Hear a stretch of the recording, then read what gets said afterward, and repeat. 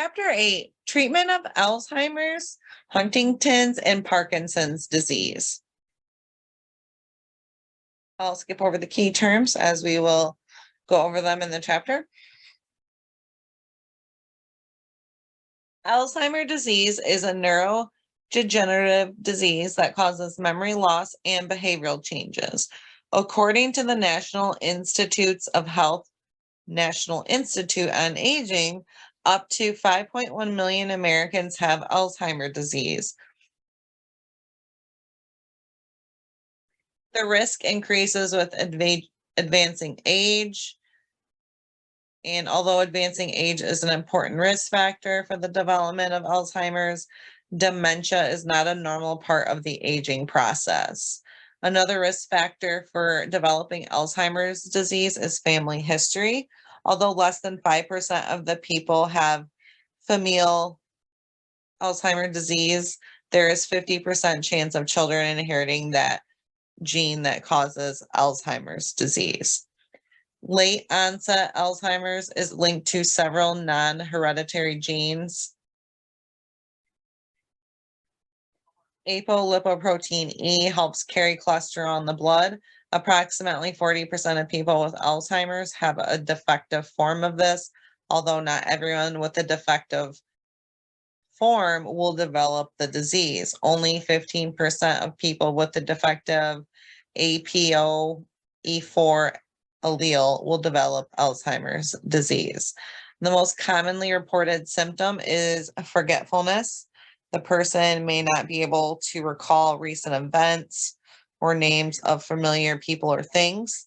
This increases as the disease progresses and may interfere with the performance of activities of daily life, such as personal hygiene. In the mid to late stages of Alzheimer's, the person may have difficulty reading, speaking, writing, and walking.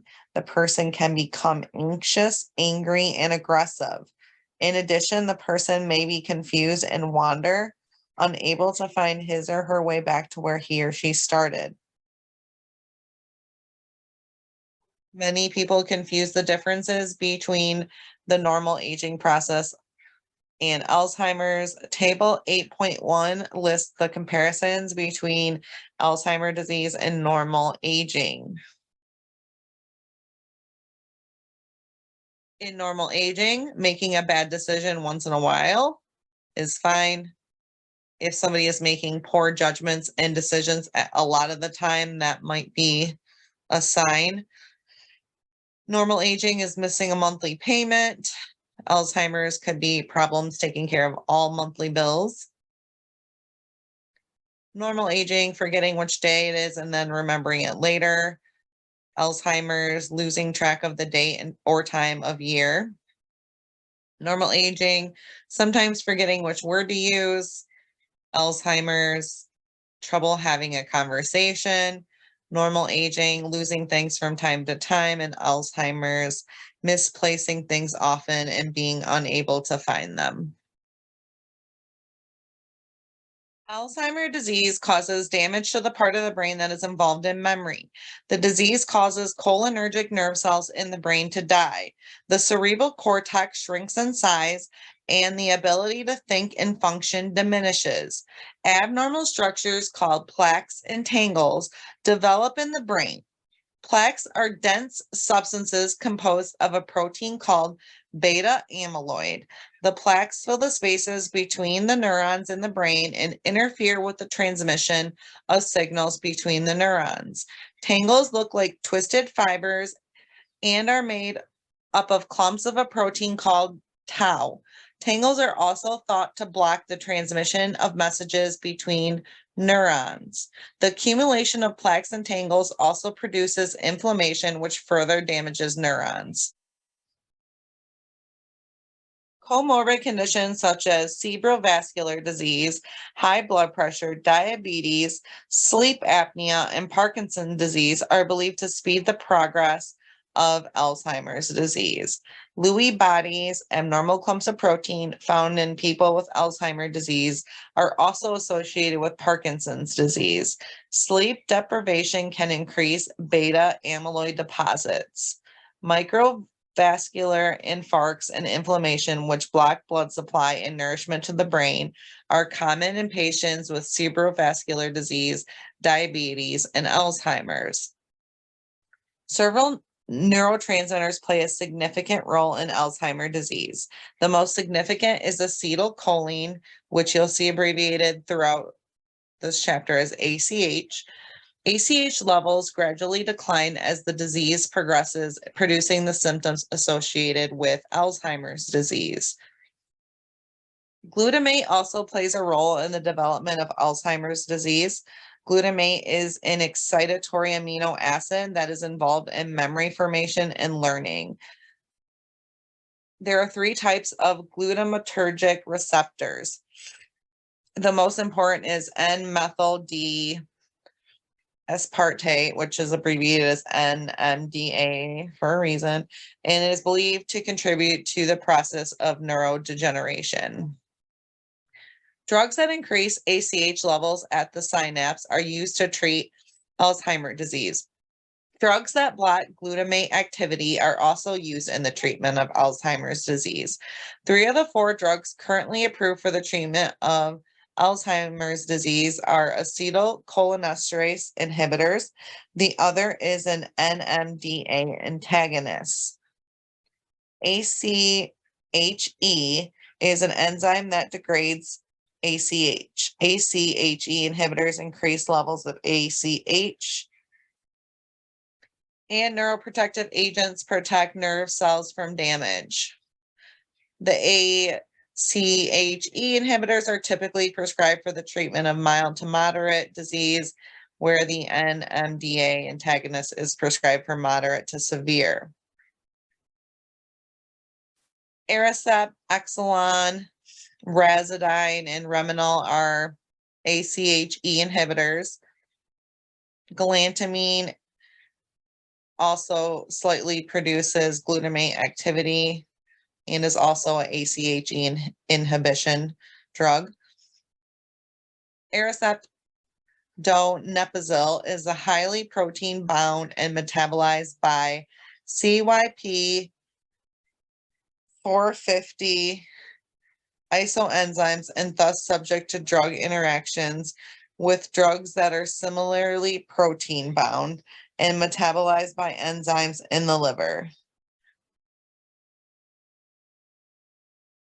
Donepezil is available as a swallowable tablet and an oral disintegrating tablet. Its bioavailability is not diminished by food, therefore it may be taken without regard to meals. In contrast, the bioavailability of galantamine is delayed by food. However, the drug is nearly 90% bioavailable and protein binding and CYP 450 metabolism are minimal. Rivastigmine readily crosses the blood-brain barrier, whereas it is metabolized at central nervous system receptor sites. Cholinesterase inhibition lasts up to 10 hours over a 24-hour period. 50% of the drug is released from rivastigmine transdermal patches. Memantine blocks the actions of glutamate at NMDA receptor sites. This mechanism of action is theorized to protect the neuron from further damage. All dosage forms of memantine exhibit 100% bioavailability. The drug is minimally subject to drug interactions involving CYP 450 isozymes. However, alkaline urine can decrease drug clearance by as much as 80%. Food has little effect on absorption, and memantine may be taken without regard to meals. Drugs used in the treatment of Alzheimer's disease, the acetylcholinesterase inhibitors, which we have just talked all about. Donepezil, galantamine. There is a combination of donepezil and memantine. And Exelon has a transdermal patch for this, which is great because it's hard to get somebody with Alzheimer's to take their medication regularly. And drugs used in the treatment of Alzheimer's disease, the NMDA receptor inhibitors, so Namenda. And the summary of drugs used in the treatment of Alzheimer's, which we just previously went over. But we have the warning labels here on the side. These can cause dizziness or drowsiness. Galantamine and rivastigmine should be taken with food. Donepezil ODT is to be dissolved in the mouth. Do not discontinue without medical supervision. If using the patch, remove old patch and rotate site of application, and so on and so forth.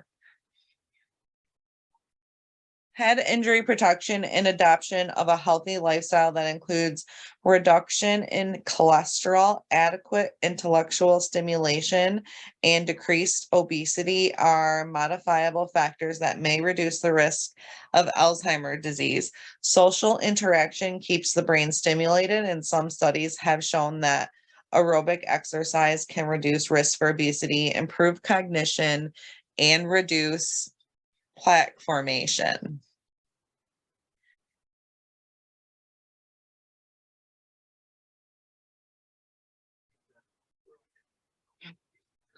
Parkinson's disease is a progressive disorder of the nervous system involving degeneration of dopaminergic neurons in the basal ganglia and nigrostriatal pathways in the brain.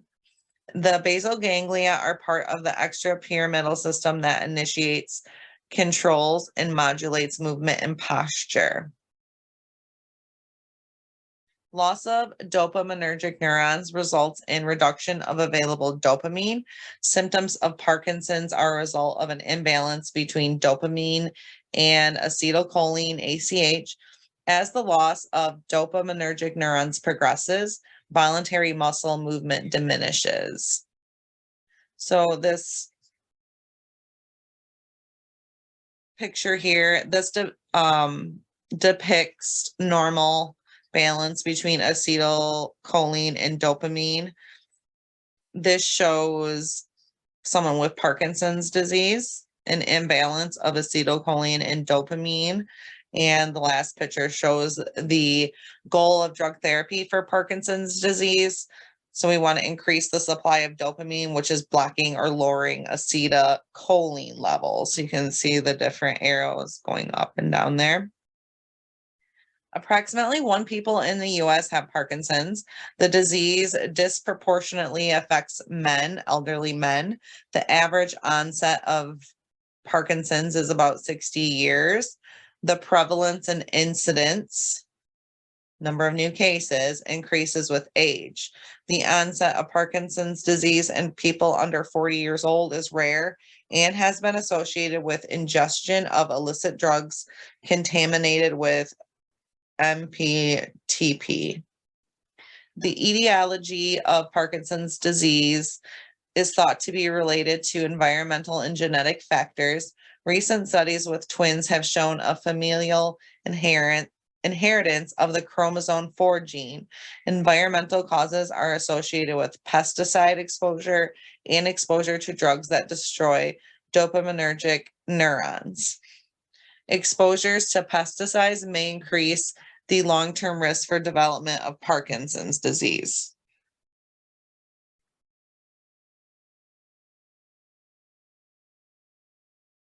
Pseudo-Parkinsonism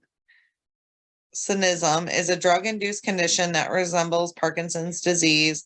It is caused by administration of drugs that block dopaminergic receptors in the basal ganglia in the brain. Neuroleptics such as phenothiazines administered to treat schizophrenia, and reserpine, a drug that is used to treat hypertension. Characteristic signs of Parkinson's are bradykinesia and slowness in initiating and carrying out voluntary movements accompanied by muscle rigidity, and tremors. Cognitive functions may be impaired as well as motor functions. Parkinson's disease can cause memory loss, and affected persons may exhibit signs of dementia. It can also cause depression, and it is treated by the administration of pharmaceuticals, exercise, and nutritional support. The strategy for treatment of Parkinson's disease is to restore the balance between dopamine and acetylcholine.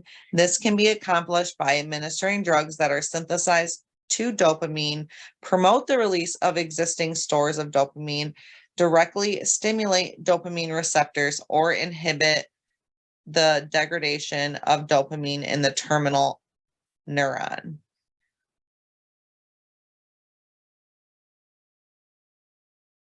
There is a decrease in the effectiveness of most anti-Parkinson drugs over time because of the disease's progressive neurodegeneration. The efficiency of levodopa and amantadine also decline with long-term therapy because of desensitization of dopamine receptors. In addition to the treatment of Parkinson's disease, the medication cycloset is indicated as an adjunct therapy for the treatment of type 2 diabetes. The medication carbidopa, levodopa is also marketed for infusion in an intestinal pump, and it is indicated for the treatment of advanced levodopa responsive Parkinson's disease. Levodopa is a prodrug and a dopamine precursor. It is administered rather than dopamine because dopamine does not cross the blood-brain barrier. Although levodopa readily crosses the blood-brain barrier, much of the orally administered drug is metabolized in the GI tract and in peripheral tissues. Only a small percentage actually reaches the neuron to be converted to dopamine. Sustained release preparations of levodopa can further reduce the bioavailability of levodopa by as much as 30%. Carbidopa and benserazide are adjuvants that boost the effectiveness of levodopa. Carbidopa and benserazide inhibit the metabolism of levodopa in the gastrointestinal tract and peripheral tissues. The bioavailability of levodopa is increased by 75% when combined with carbidopa. GI distress, such as nausea, vomiting, and decreased appetite, are common side effects of most of the drugs used to treat Parkinson's disease. Other side effects are dizziness, lightheadedness, insomnia, and confusion. Hypotension is also associated with most of the drugs used to treat Parkinson's. Many of the anti-Parkinson's drugs increase dopamine, so they also produce dry mouth and constipation. They can produce auditory and visual hallucinations, and people that are older than 65 are most susceptible.